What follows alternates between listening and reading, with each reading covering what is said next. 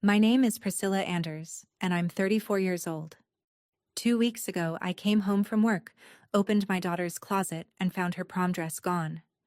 My sister had cut it into pieces to make a Halloween cape for her son. When I called my mom, upset, she just sighed and said, "It's just a dress." I said, "You're right." What I did after that, the two quiet words, the phone call, the folder I'd kept for 15 years, is the part my family still won't say out loud at Thanksgiving. Because the real story isn't the dress my sister destroyed. It's the call the venue made in the middle of dinner, with everyone listening, when they finally learned who had been paying for all of it. Welcome back to Hidden Family Revenge, the channel where quiet women finally set the boundary everyone told them not to, and let the paperwork do the shouting. If a story ever made you whisper "good for her," you're home. Drop a comment telling me where you're watching from, and be sure to subscribe so the next story finds you. Now, let me take you back to how a torn dress ended a 15-year habit.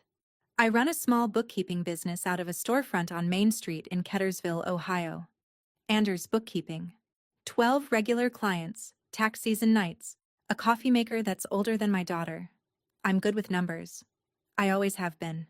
And in my family, being good with money meant one thing. I was everyone's bank. My phone rang when the car broke down. It rang when rent was late. It rang when my sister's water heater died, when my mother's roof leaked, when someone needed just a little to get through the month. I paid. Every time, I paid. I told myself that's what family does. I told myself the person who can carry the weight should carry it. That's a nice thing to believe when you're the one carrying it, and nobody has ever asked you to put it down. I built my whole quiet life on that belief. 2 mortgages I co-signed, a dozen loans I never got back, a savings account for my daughter that grew slower than it should have because I kept skimming it to fill everyone else's holes. I didn't see the pattern for years. Numbers are strange that way. You can add the same small figure 100 times and never notice the total until someone hands you a reason to sit down and count. My daughter is Hannah. She's 17, a senior, and she is the calmest person I know. She takes after me in the ways that count, and not in the ways that hurt. Back in October, she came home from the mall glowing, holding a garment bag over her shoulder like it was made of glass. She'd found her prom dress, a sample sale gown, deep midnight blue, marked down from over $1,000 to $640. She'd been scooping ice cream all summer at the dairy barn, and she'd saved $300 of her own to put toward it. I covered the rest. "I didn't want you to pay for all of it, Mom," she told me, and I nearly cried right there in the kitchen. Prom wasn't until May. She'd bought it 7 months early because the deal was too good to pass up, and because that's how Hannah thinks. Ahead. Careful. Quiet. We hung it in her closet in its bag, zipped up, waiting. The best part wasn't the price. Along the neckline, I'd hand-stitched a small panel of ivory lace. That lace came off a handkerchief my grandmother carried at her own wedding in 1954, the only pretty thing she owned in a life that gave her almost nothing. My grandmother pressed it into my hand before she died. I'd been saving it for something that mattered. A prom dress my daughter half bought herself, with her own summer wages, felt exactly like the something. Hannah ran her thumb over the lace every time she looked at it.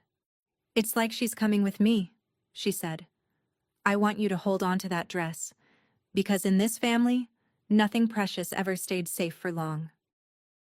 My sister Rhonda is 38, 4 years older than me, and she has never once in her life had enough. Not enough money, not enough help, not enough of whatever the world was handing out. Her husband Troy is the kind of man who calls a loan a temporary thing and then forgets which direction the money went. Their daughter Kaylee is 15, and that fall, I was quietly paying for Kaylee's sweet 16, a big one, $34,000 big. It started small, the way these things do.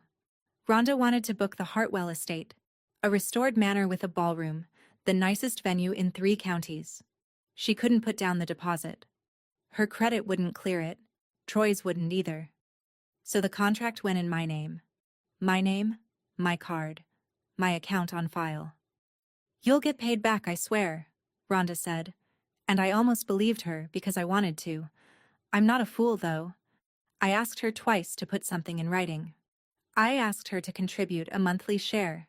She agreed to both and delivered neither, and every time I pushed, my mother would call to remind me that family doesn't nickel and dime family.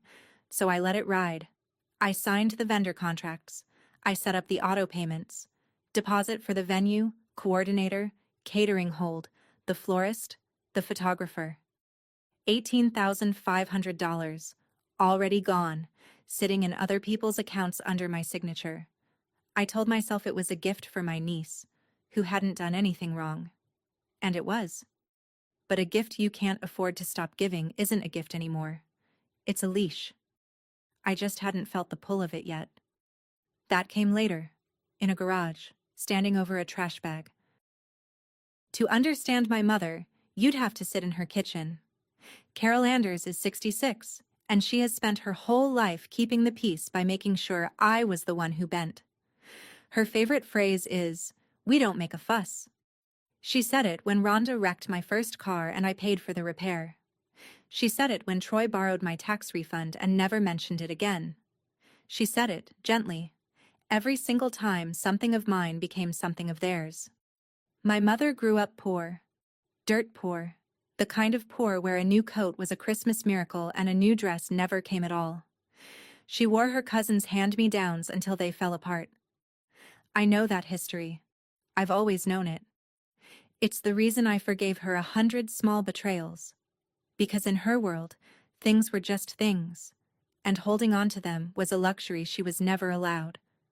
But somewhere along the way, that hard-won lesson curdled.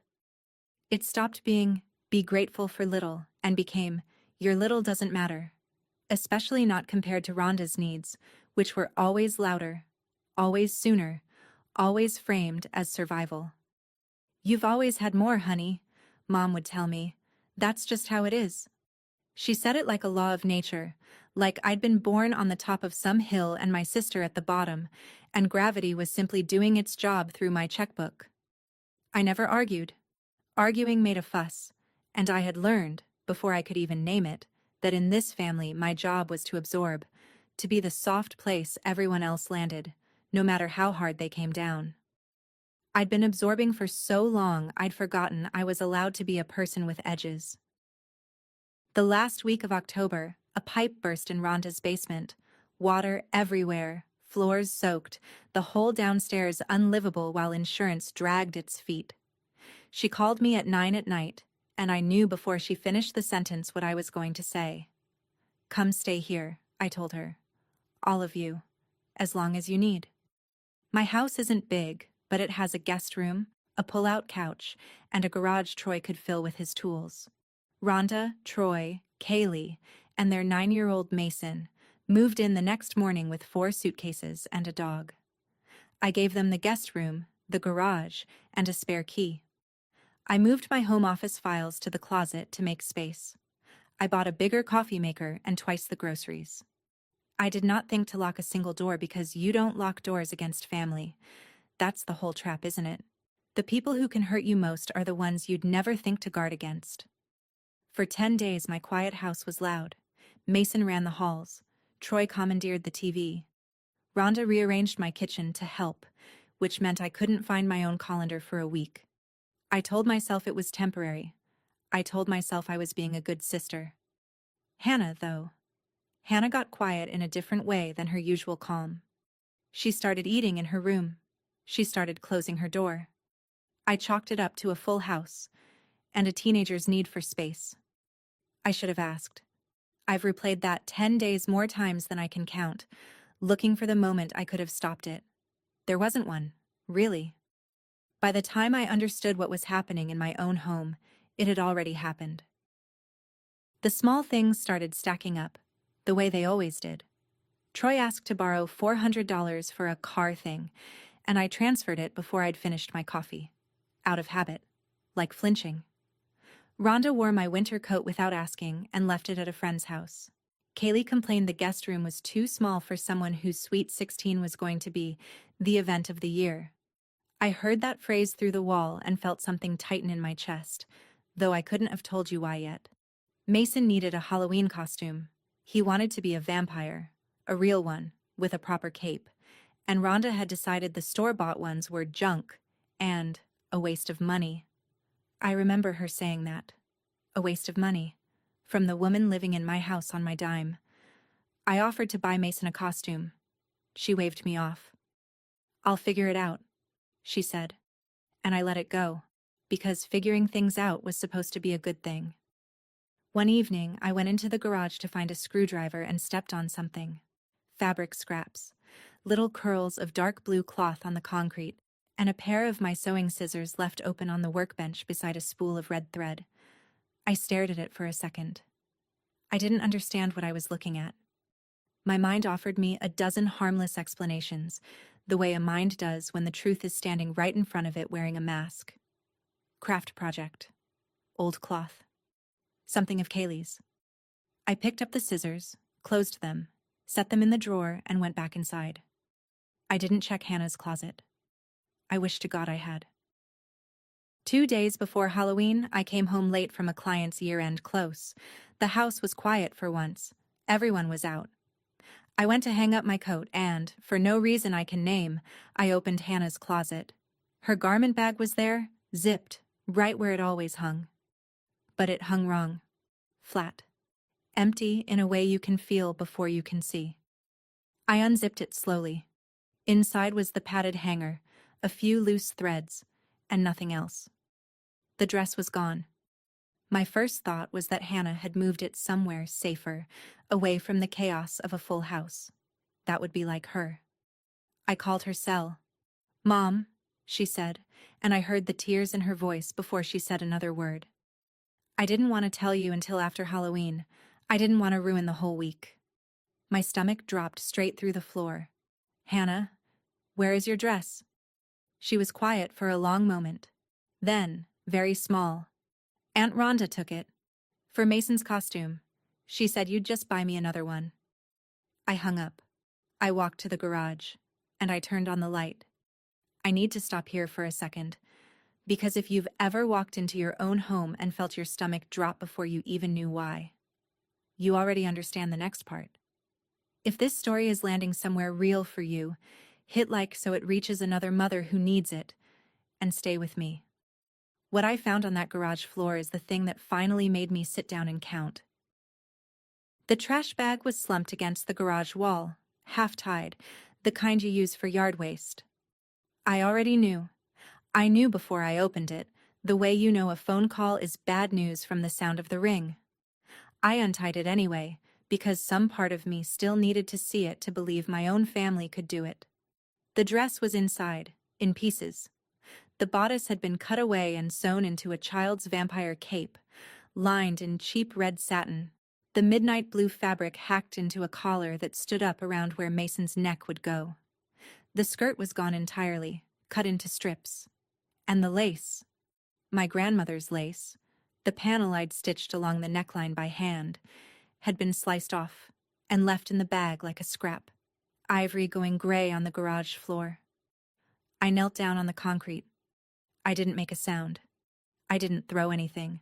I just knelt there and picked up that little piece of lace and held it in both hands, the way my grandmother had once pressed it into mine. 70 years that lace had survived. 2 world events, 3 moves, 1 deathbed. It survived being poor. It survived everything. And it did not survive 10 days in a house with my sister. I want to be honest with you about what I felt, because it wasn't rage, not yet. It was a kind of terrible clarity. Like a fog I'd been living in for 15 years had suddenly lifted, and I could see the whole landscape at once. I could see every dollar, every excuse, every "we don't make a fuss." And I could see, finally, that it was never going to stop on its own. Not until something of theirs was on the line instead of always, only, something of mine. Hannah came home 20 minutes later. She found me at the kitchen table with the lace folded in front of me, smoothed flat, like something laid out at a wake. She stood in the doorway and looked at it, and her face just crumpled. "I'm sorry," she said. I should have hidden it better. I should have. I was up and across the room before she finished. I took her by the shoulders and I made her look at me. Stop, I said. This was not your fault. Do you hear me? Not one part of this is on you. She cried into my shoulder, 17 years old and apologizing for someone else's theft, and I felt something in me go very cold and very calm at the same time. That's the thing about being a mother.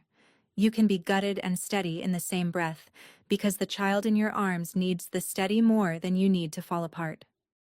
You are not going to see any of them tonight, I told her. You don't owe anyone your face right now. Not your grandmother, not your aunt, nobody. You're going to take a bath and go to bed, and I am going to handle this. She pulled back and looked at me. Handle it how? Grandma's just going to say it's fine. She always does. She wasn't wrong. My mother would smooth it over by breakfast. Rhonda would call it a misunderstanding, and I would be expected, as always, to swallow it for the sake of a peace that only ever cost me. Hannah went upstairs. I heard the water run, and I sat back down at that table with my grandmother's lace, and I thought, not this time. This time the fuss is going to have a bill attached, and it is not going to be mine. Rhonda got home around 10, Troy behind her, Mason already asleep in Troy's arms. I met her in the kitchen. I held up the strip of lace. You cut up Hannah's prom dress, I said. My voice was level. I'd made sure of that. Rhonda glanced at the lace, then at me, and I watched her decide, in real time, that she had done nothing wrong. Oh, that, she said, setting down her purse. It was just hanging there in a bag, Priscilla. Mason needed a costume, and the fabric was perfect. You know how much a good costume costs? I stared at her. It was a $600 dress. She bought it herself. There was lace on it from Grandma. Rhonda actually rolled her eyes. It was old lace off a handkerchief. And you can buy Hannah another dress. You always do. Then she said the thing I'll hear in my sleep for the rest of my life, delivered like a weather report. You've always had more, Priscilla. That's just how it is. Troy shifted Mason on his shoulder and added helpfully, It's not a big deal, honestly. Prom's not even till spring. No apology. Not one. Not a flicker of it. In their world, my daughter's dress had simply been raw material, sitting idle, wasted on a closet, and Rhonda had put it to good use. I understood then that I could explain the value of that dress for 100 years, and they would never hear it, because they didn't lack the information. They lacked the will. They had decided long ago that what was mine was theirs by right, and that my job was to refill the well. So I stopped explaining. I set the lace down on the counter, said goodnight, and went to my room. Rhonda thought she'd won. She had no idea I'd just started counting. I called my mother the next morning, before work, because some stubborn, childish part of me still believed she'd take my side if the harm was ugly enough. I told her everything. The dress, the lace, the cape, Rhonda's face. I told her Hannah had cried herself to sleep. I waited for my mother to be as horrified as any grandmother should be. There was a pause on the line, a long one. And then my mother sighed, the way she sighs when I've made things complicated, and she said, Oh, Priscilla, it's just a dress. Don't tear this whole family apart over a dress. There it was. The oldest sentence in my family, the one that had emptied my wallet and my patience for 15 years, said again now over my daughter's tears. It's just a dress. I sat very still at my kitchen table. Outside, a garbage truck was grinding down the street. I could hear Hannah's shower running upstairs. And something in me, some load-bearing wall I'd propped up my whole life, quietly gave way. I didn't argue. I didn't raise my voice. I just said it, quiet and even. You're right. My mother, expecting a fight, was thrown by the surrender. Well, she said, softening, pleased. Good. I'm glad you see sense. Rhonda didn't mean anything by it. You'll get Hannah a new dress and it'll all blow over. Sure it will, I said. You're right, Mom. It's just a dress. And I meant something by those words that she could not possibly have heard yet. because I was already looking across my kitchen at the filing cabinet in the corner. The one where I kept every important paper of my careful, orderly life, including a thick manila folder I'd been quietly filling for 15 years without ever letting myself add it up. That night, after Hannah was asleep and the house had finally gone quiet, I couldn't rest. I lay in bed and stared at the ceiling, and I did not feel angry, which surprised me. Anger is loud and hot, and it burns out fast. What I felt was slower and colder and much more useful. I felt like a woman doing inventory. I kept thinking about Hannah's face in the doorway, apologizing. I kept thinking about the lace, 70 years old, ending up gray on a garage floor. And underneath those thoughts, a quieter one kept rising. Insistent, patient. The way a number waits at the bottom of a column until you finally total it. How much? How much had I actually given, over the years, to people who would cut up my daughter's dress and call it nothing? I got up. I walked barefoot through the dark house, past the guest room where my sister slept the sleep of the untroubled, and into my kitchen. I turned on the light over the table. I went to the filing cabinet and I pulled out the folder. It was fat. Heavier than I remembered. I'd started it years ago, not out of suspicion, but out of habit. I'm a bookkeeper. I keep records the way other people breathe. Every check I'd written for the family, every wire, every loan, every deposit. I'd filed them all and never once sat down to reconcile the account, because I think some part of me was afraid of the number. I set the folder on the table. I made a pot of coffee at 11 at night like a woman settling in for tax season, and I opened it. For the first time in 15 years, I was going to add it all up. I spread the folder across my kitchen table and I sorted it the way I sort anything, by year, by amount, by whether I'd ever seen the money again. The pile grew across the wood grain like a paper tide. There was the $4,000 for Rhonda's transmission in 2013, the $900 for Troy's car thing, a phrase that appeared, I now saw, 11 separate times across the years, attached to 11 separate amounts. There was the deposit I'd put down on their apartment when they got evicted. First and last, $2,200, never returned. There was the check I wrote when Mason was born, and the one when Kaylee started travel soccer, and the one when the dog needed surgery, and dozens more, small and large, going back and back. I got out a legal pad. I did what I do for my clients. I made columns. Given. Repaid. Outstanding. The repaid column stayed almost empty, a thin, sad line of 2 or 3 entries where Rhonda had once, years ago, handed me $60 and called it square. And then, at the bottom, the current line item, the fresh one, still bleeding money as I sat there. The Hartwell estate, the coordinator, the catering hold, the florist, the photographer. $18,500 already paid under my signature, with another $15,500 scheduled to auto-draft from my account over the coming weeks. $34,000 total for a 15-year-old's birthday party, none of which my sister had contributed a dime toward. I added the columns twice because I don't trust a total I haven't checked. Both times it came out the same. Somewhere north of $80,000 over 15 years had flowed one direction through my hands, toward the people who had just cut up my daughter's dress. I sat back in my chair. The coffee had gone cold, and I finally understood the shape of the thing I'd been living inside. There was one more account I needed to pull, and I dreaded it more than the rest. Hannah's college fund. I opened my laptop and logged in and looked at the balance I hadn't let myself really look at in a long time. It was there. It wasn't nothing, but it was so much smaller than it should have been, and I knew exactly why. Every year when I sat down to move money into it, there had been something. Rhonda's rent, Troy's car, the Sweet 16 deposit. And every year I'd told myself I'd catch up on Hannah's fund next quarter, next season, next time, once the family emergency of the moment had passed. Except the emergencies never passed. They just changed costumes. I put Hannah's balance next to my $80,000 total, and the arithmetic of my whole life laid itself out on the table in front of me, plain as a receipt. I had taken my daughter's future and spent it, dollar by dollar, on my sister's comfort. Not because anyone held a gun to my head, because I'd been taught that this was love, and I'd never once stopped to reconcile the account. I don't lose my temper. I never have. I reconcile accounts.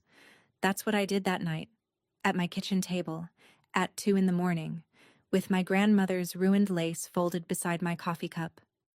I reconciled 15 years, and when the columns finally balanced, the answer they gave me was not about anger, and it was not about revenge.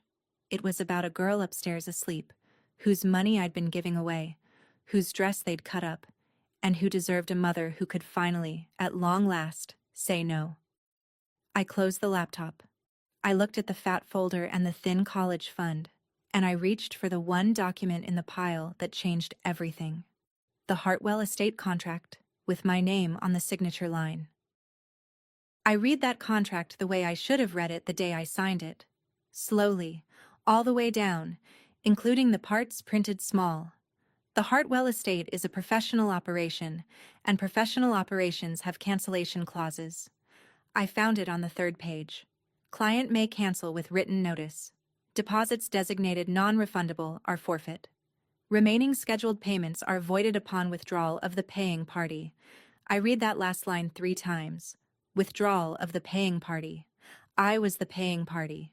My name, my signature, my card. Not Rhonda's, not Troy's, not my mother's, mine.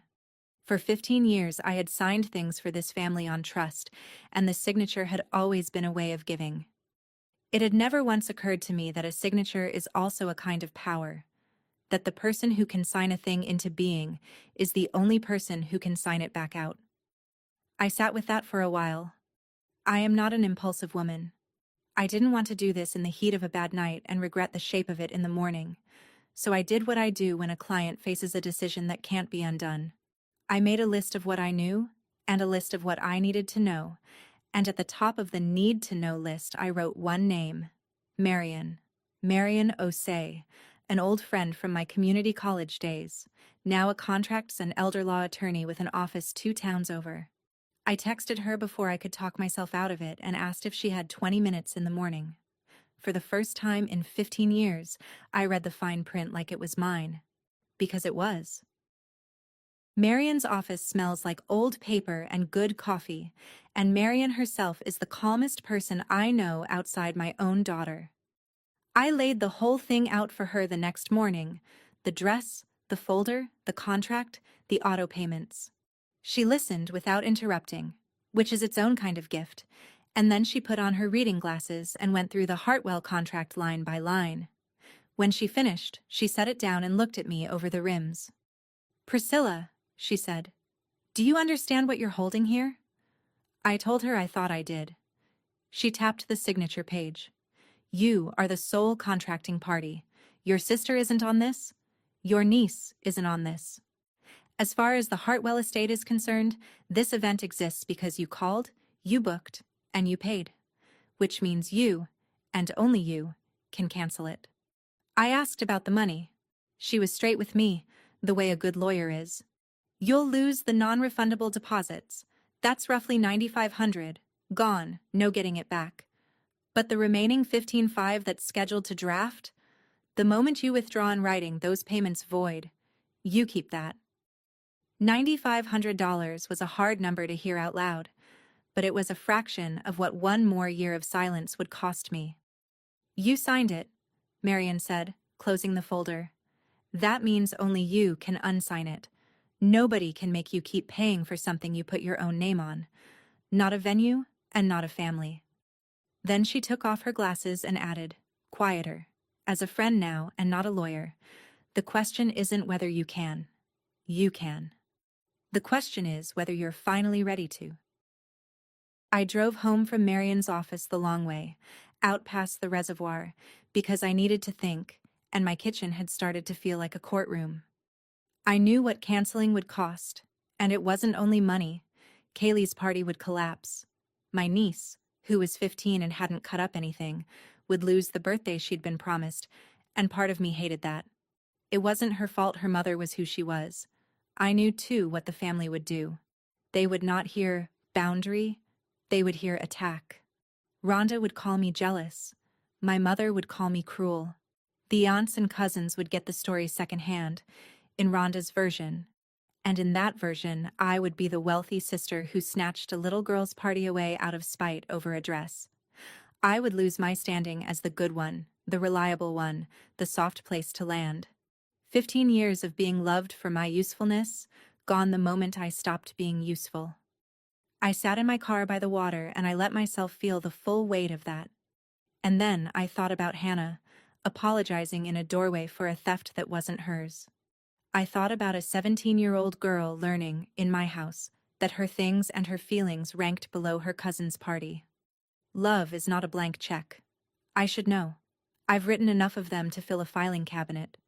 If I kept paying to keep the peace, the only lesson my daughter would carry into her own life was that a woman's job is to absorb. And I would rather be called cruel by people who cut up her dress than teach her that. I started the car. I knew what I was going to do. By then, Rhonda's family had moved back home. The pipe was fixed. The basement dried out. But the distance didn't cool anything down. Word had gotten around that I was upset about the dress thing, and my family's response to my being upset was not an apology. It was a campaign. My mother called first. Not to say she was sorry, not to ask how Hannah was, to manage me. "You're not still stewing over this, are you?" she said. "Rhonda feels just awful." Rhonda did not feel awful. Rhonda felt inconvenienced by my feelings. Then Rhonda herself texted, and none of it was about the dress. It was about the venue. About whether I'd confirmed the final catering count, because the Hartwell needed it by the 15th. My daughter's ruined dress had already vanished from the conversation entirely, and what remained was the machinery of Kaylee's party, humming along on my dime, expecting me to keep feeding it. And then Troy. Troy sent the text that decided it, if there was any deciding left to do. Don't do anything dumb about Kaylee's party. Family is family. No apostrophe, no shame, no idea that he'd just told me exactly where I stood. Family was family when it came to my money. Family was nothing when it came to my daughter's dress. I read that text standing in my kitchen, and I felt the last of my hesitation quietly close, like a ledger at the end of the year. They had shown me, in their own words, in writing, what they valued and what they didn't. I would have felt guilty canceling on a family that loved me. They'd just spent a week proving they loved what I paid for. That, it turns out, is a much easier thing to walk away from. That night, I sat down at the same kitchen table where I'd done the counting, and I did the unsigning. Marion had told me exactly how to do it clean. First, the letter to the Hartwell Estates coordinator. Formal, dated, unemotional. I, Priscilla Anders, the sole contracting and paying party for the December 14th event, am providing written notice of cancellation, effective immediately, and withdrawing authorization for all remaining scheduled payments. I read it twice, corrected one comma, and attached it to an email with Marion copied so there'd be a record. Then the bank. I logged in and killed the auto payments one by one, the catering draft, the florist, the photographer, the coordinator's balance, each click quieter than the last, each one a small door closing. Then the third document, the one that felt less like law and more like justice. A demand letter to Rhonda, drafted plainly, requesting reimbursement of $640 for the destroyed property, with a note that I'd pursue it in small claims if she ignored it. I didn't expect the money. I expected her to ignore it, honestly. But I wanted it on paper. I wanted the record to show, forever, that what she'd done had a price, even if she never paid it. I sat with my finger over the mouse for a moment. This was the point of no return, and I knew it. Send this, and I stopped being the daughter who could always figure it out. Send this, and there was no version of tomorrow where things went back to normal. I thought about my grandmother's lace. I thought about a girl asleep upstairs whose future I'd been giving away. And I hit send. All three, one after another. Somewhere across town, in a computer at the Hartwell estate, a countdown started that none of my family could hear yet. But they would. Oh, they would. Here is the part that surprised even me. I didn't tell them. Not a word. I didn't call my mother to announce it, didn't warn Rhonda, didn't fire off some triumphant text about how the party was off. For 15 years, I'd been the one who explained, who justified, who softened every hard thing with a paragraph of reasons. Not this time. This time, I let the paperwork do the talking, and I got very quiet, and I turned my attention to the only person who mattered. Hannah and I went dress shopping the next Saturday. Not out of guilt, not to replace what couldn't be replaced, but because a girl deserves to feel beautiful at her prom, and because I wanted to spend a day choosing something with my daughter instead of paying for something for someone who'd never say thank you. We found a dress at a little boutique in the next town over. Emerald green, simple, the kind of thing that made Hannah stand up straighter when she saw herself in it. It cost less than the one Rhonda destroyed. That felt right somehow. And that evening, at my kitchen table, I took my grandmother's lace, the piece that survived, gray but whole, and I cleaned it, and I pressed it, and I stitched it into a small handkerchief for Hannah to carry down the aisle at prom. "It's like she's coming with me," Hannah had said once about the dress. The dress was gone. My grandmother was coming anyway. I didn't feel like a woman who'd just detonated her family. I felt calm, steady, like a person who had finally set something heavy down after carrying it so long she'd forgotten it wasn't part of her body. The house across town where my mother and sister sat had no idea yet. The quiet was almost peaceful. It wouldn't last. The Hartwell estate responded to my cancellation like the professionals they are. 2 days after I sent the letter, the coordinator emailed me back, polite and businesslike, confirming receipt. She acknowledged the withdrawal of the paying party, noted the forfeited deposits, confirmed the remaining payments were voided, and thanked me for the clear written notice. Then she added one line, near the bottom, that I read, and set down and picked back up, and read again. "We'll also reach out to the secondary party contact listed on the file to confirm the cancellation and discuss any belongings or arrangements on their end." The secondary contact. Months ago, when we booked, the coordinator had asked for a backup name and number, in case we can't reach the account holder about a detail. I'd given her Rhonda's. It had seemed sensible at the time.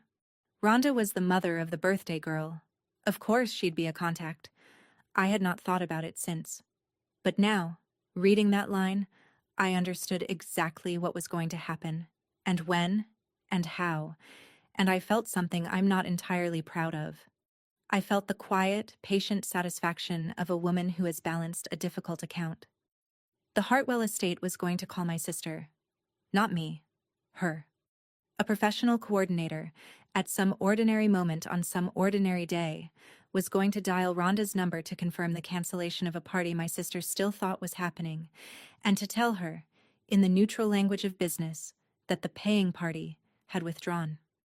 I did not know when the call would come. That was the only thing I couldn't control. I closed the laptop and went about my week. And I waited.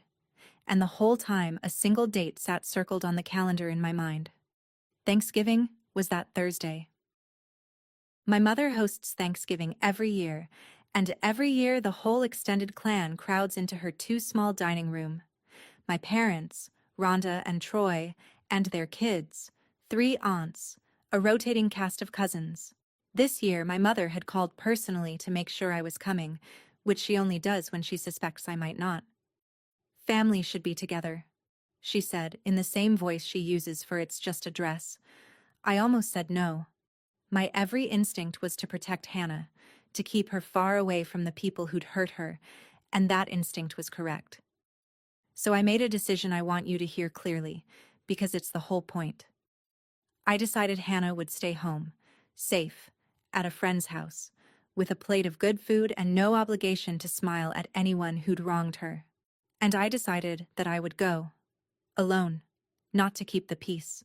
To set the boundary in the one place it needed to be set. Out loud, in front of everyone, with a witness in every chair. If Rhonda's version of events was going to spread through this family, it would not spread unopposed. I would be there. calm, with the truth in a folder under my arm. Quick one. If you're the person in your family who can always figure it out, this next part is for you. Stay with me. Because on Thanksgiving Day at my mother's table, with the turkey between us and 3 aunts watching, my sister's phone was going to ring. And I had not said a single word to warn any of them. I put on my coat, I picked up the folder, and I drove across town to my mother's house to have dinner. My mother's dining room was exactly as it always is on Thanksgiving. Too warm, too loud, the good tablecloth out, the turkey dry the way she likes it. I said my hellos. I hugged the aunts. I put my folder in my bag and set the bag by my chair. And I ate my dinner and I said very little, which nobody noticed, because Rhonda was doing enough talking for the whole table. She was in her element. She had an audience of aunts, and she was spending it on the Sweet 16. The Hartwell estate, can you believe it? She was saying, waving her fork. We're doing it right.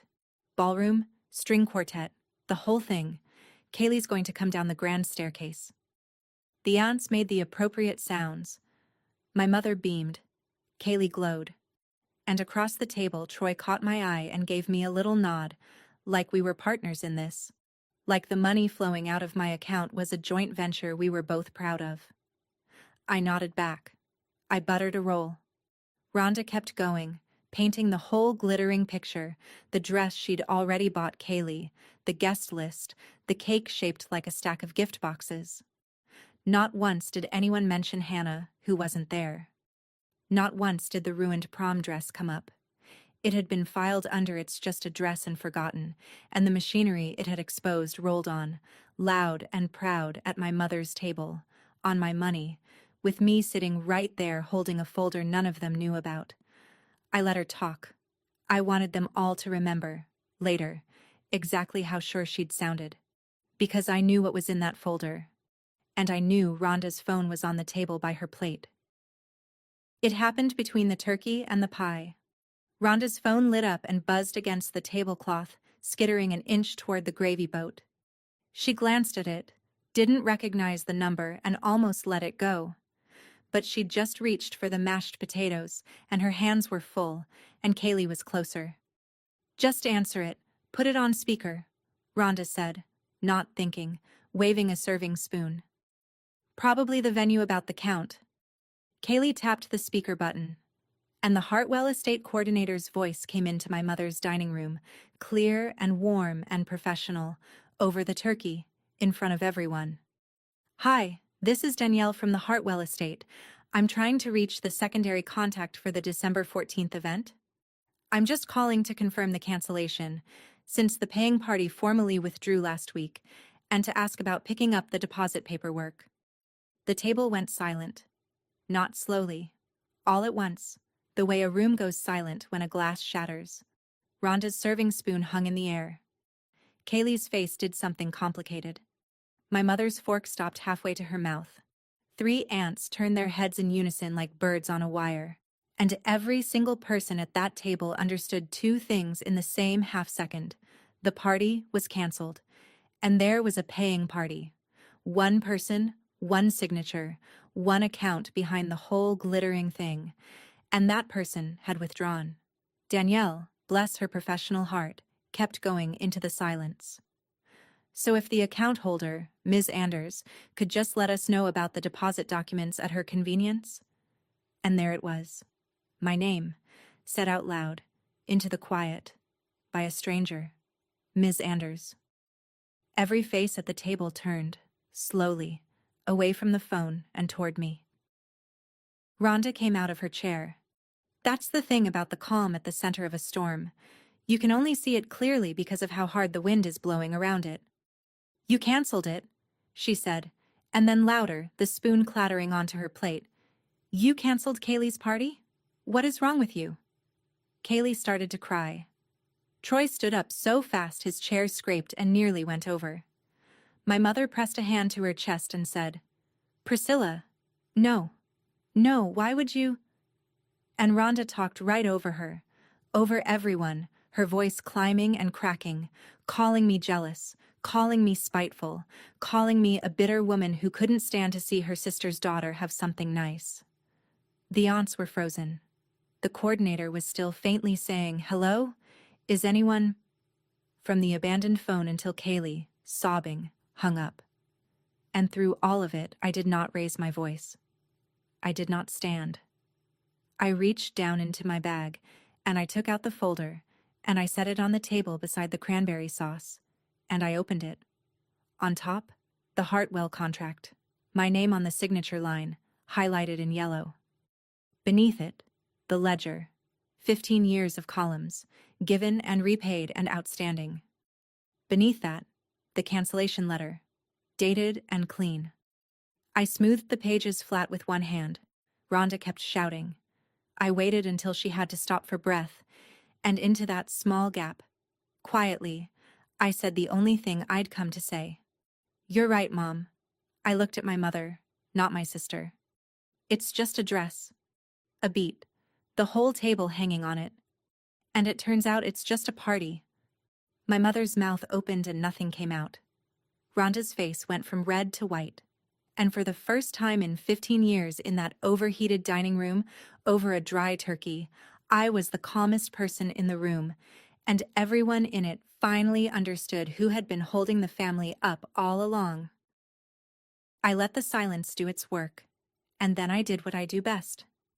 I laid out the numbers, plainly, one at a time, the way I'd explain a return to a client. "The party costs $34,000, I said. "I've paid $18,500 of it. All of it from my account. Under my signature. Rhonda has contributed nothing." I turned a page. "I've withdrawn as the paying party, which I'm legally entitled to do, because I'm the only name on the contract. I forfeited $9,500 in deposits. That's my loss, and I'll take it." Another page. "The remaining $15,500 is no longer scheduled to leave my account. If anyone at this table wants Kaylee to have that party, the balance is yours to pay." It was always going to be somebody's to pay. It just isn't going to be mine anymore. Nobody spoke. Troy had sat back down. Kaylee had stopped crying and was staring at her mother with an expression I hadn't seen on her before, the beginning of a question about who her mother actually was. I slid one more sheet to the top. "And this," I said, "is a demand for $640, the value of my daughter's dress, which Rhonda cut into pieces for a costume while she was living in my house rent-free. She can pay it, or I'll see her in small claims. Either way, it's on the record now." I closed the folder. I hadn't raised my voice once. I didn't need to. Every number in that room was mine, and I'd finally read them out loud.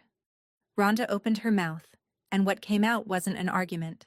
It was the oldest move in the book, the one I'd been waiting for, because I finally had an answer to it. "You're tearing this family apart," Rhonda said. Her voice was shaking now, the anger curdling into something that wanted to be tears, wanted the aunts to see a victim. "Over a dress. Over money.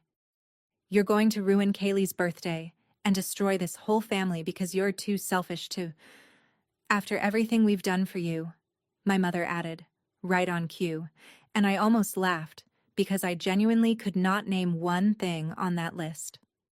I looked around the table, at my mother, who had said it's just a dress over her granddaughter's tears, at Rhonda, who hadn't apologized once, not to Hannah, not to me, not even now.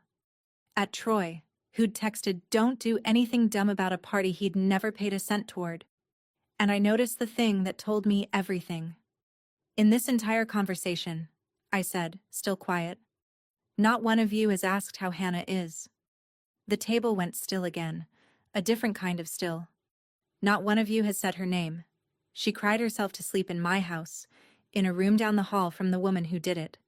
And you're sitting here telling me I'm tearing this family apart."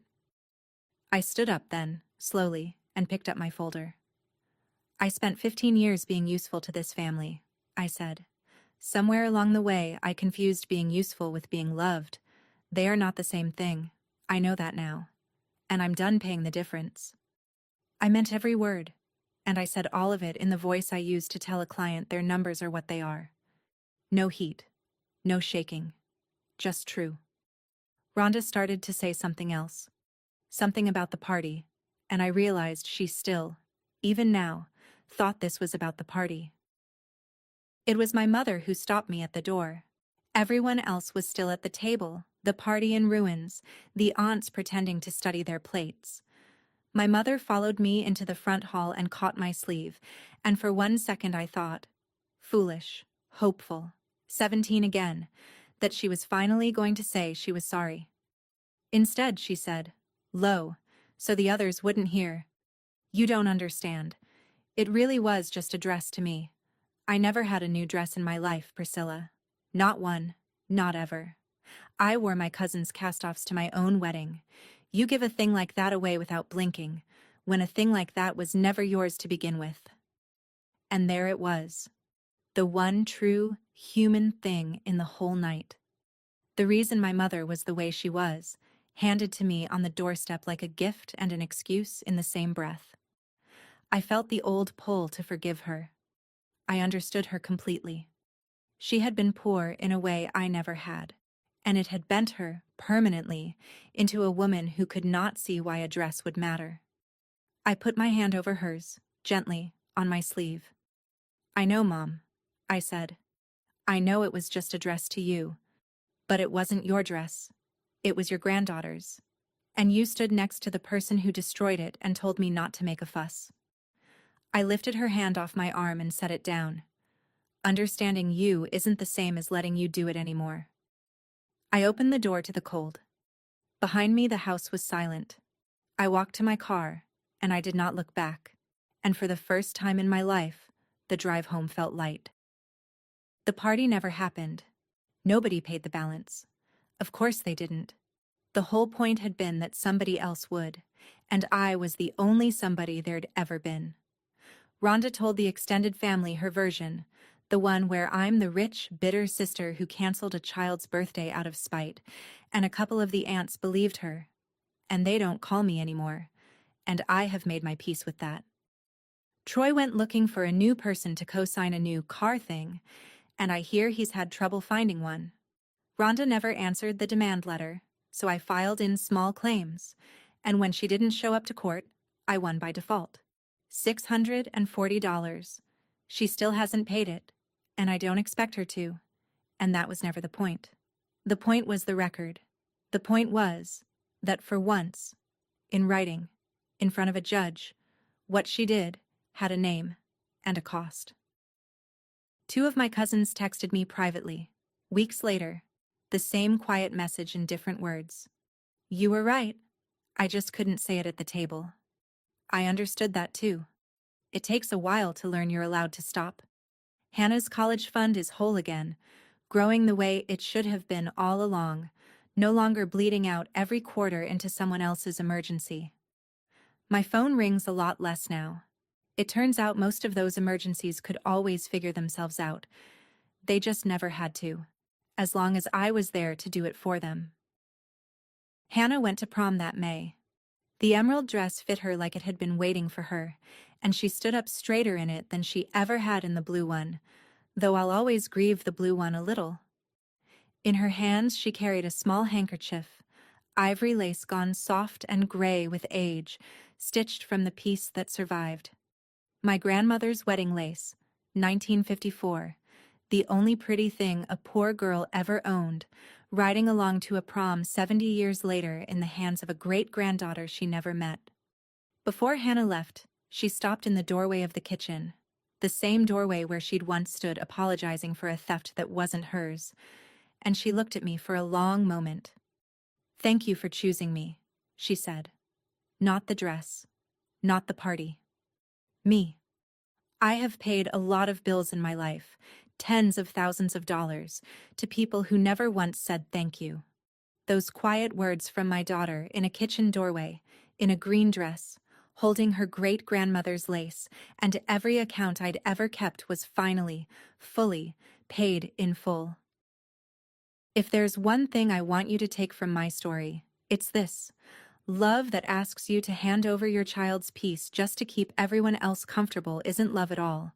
It's a bill someone else is charging to your account, and you are allowed, at any time, to stop paying it. That's my story. One dress, two quiet words, and 15 years of receipts I finally stopped keeping. If this reminded you that protecting your child is never tearing the family apart, take it as your sign to set the boundary today. If someone needs to hear it, send it to her. Thank you for being here. Drop a comment, hit subscribe, and I'll see you in the next one.